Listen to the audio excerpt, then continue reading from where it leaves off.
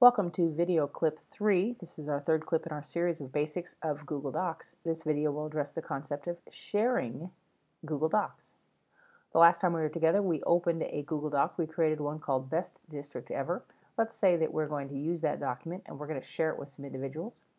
When the document is open, right now we've opened up Best District Ever, you'll see that there's a blue Share button on the right-hand side of the screen.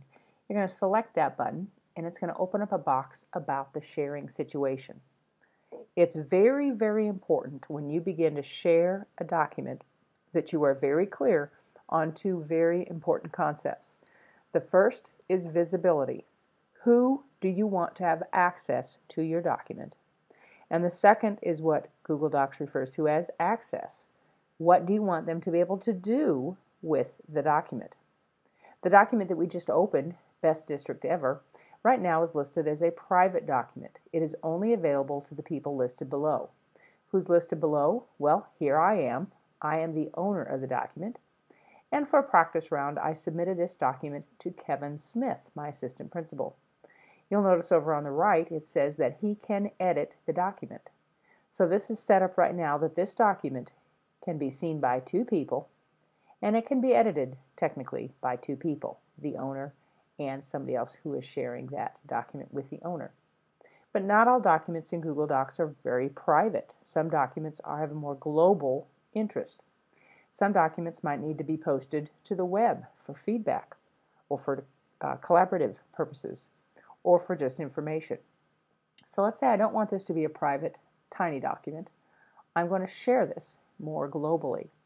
I hit the Change button and you see that I have several visibility options.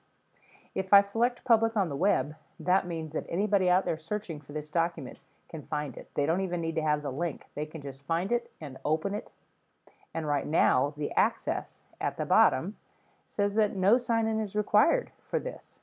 And they can view. Thankfully, this is set up right now that the world can view this document.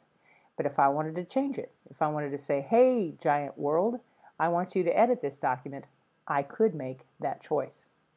Most of the time in our school, we use the third and fourth settings, requiring people to have Scott District 2 Google accounts and have access to the link before they can open the document.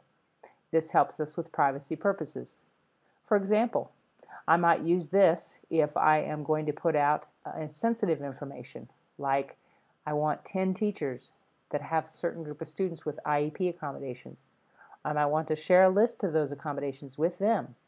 But I don't want anybody in the world to click on the computer and open up and look at that very sensitive information. I need them to have the link and they'd have to log in to Scott 2 Google to be able to find that.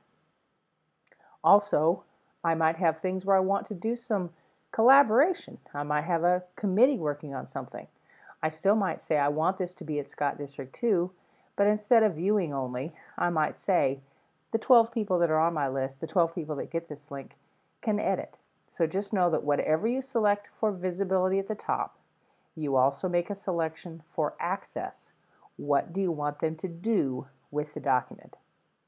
And again, if you're sharing it with just a very small group of people, I'd recommend go private and save. And once again, private takes us back to the same startup that we had for sharing.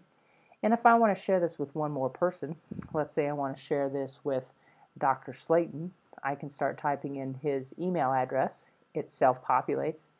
And I can say, Dr. Slayton, I need your help with this. I'm going to say, Dr. Slayton, I'd like you to help me edit this.